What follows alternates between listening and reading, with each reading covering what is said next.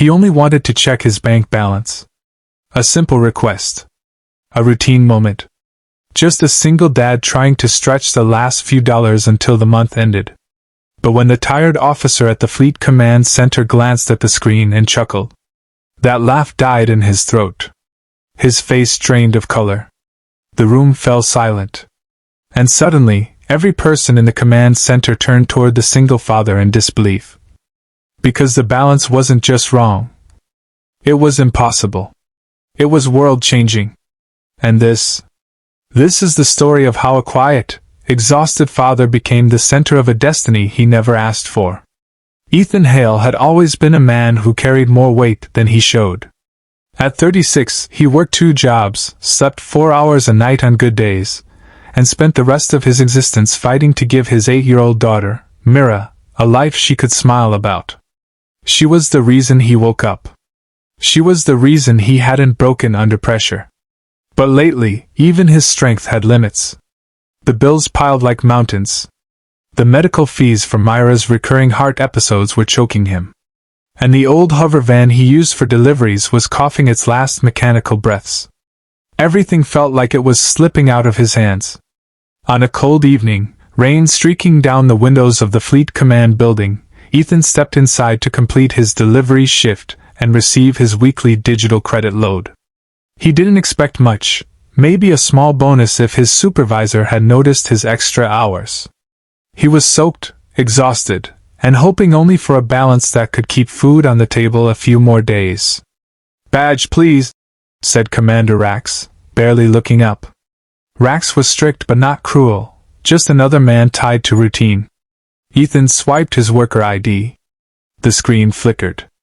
Rax laughed lightly. "Buddy, I think the system glitched. Says you've got." The laughter stopped.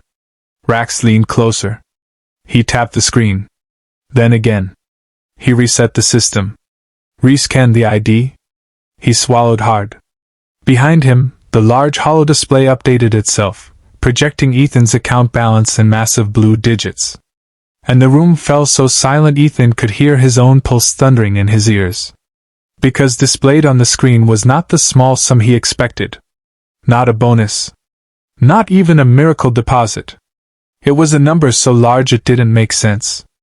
A figure reserved for planetary governors, war heroes, and billion credit magnates. Ethan Hale's account showed 9,700,000,000 credits. He staggered backward. This has to be wrong. But the system wasn't wrong. 3 AI verifications confirmed it. The money was his. Legally. Irrevocably transferred. "Sir?" Commander Rax whispered. "You might want to sit down." Ethan couldn't sit. He could barely breathe. Because in that moment, the struggling single father who'd come only to check his balance realized he now held the kind of wealth that could rewrite the future. But wealth that big never comes without a story. Or a storm. Ethan spent the next hour in a small briefing room while fleet officers scrambled in panic around him. Not because he was dangerous, but because anything involving billions in a secure credit system meant someone had powerfully intervened.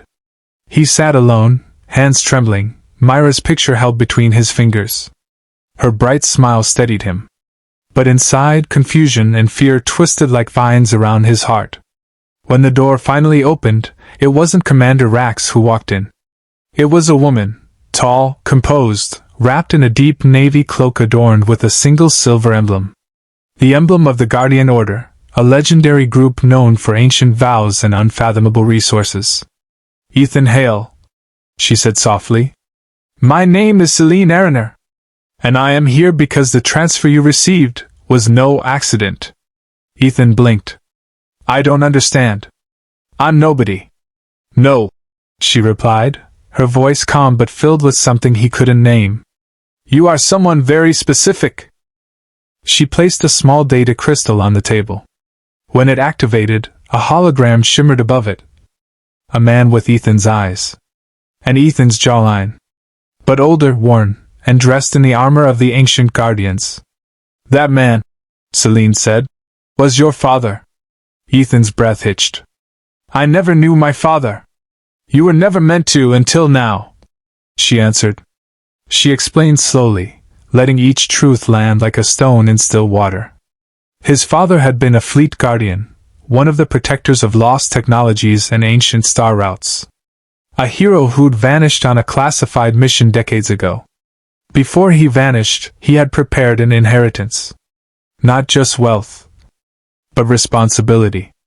A responsibility passed down only to his bloodline. Ethan felt his world tilt.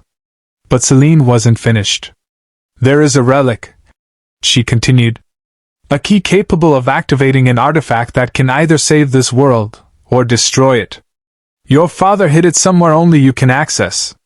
And every force in the galaxy will come hunting for you once they realize you have inherited access, and the resources to reach it. Ethan swallowed hard. I'm just a delivery worker. I can't. Celine stepped closer, her expression softening. You're a father, she said. That alone makes you stronger than you think. Her words struck him deeper than any revelation. Because Mira was his whole universe. If danger was coming, he had to survive it for her. A chime echoed from the hallway, warning sirens beginning to wail. Celine's eyes sharpened. They've already found you. We must leave. Now. Ethan rose to his feet, gripping Myra's photo like a lifeline. He didn't seek adventure. He didn't want danger. He only wanted to check his balance. But now, the universe had other plans. And the first step of his impossible journey had just begun.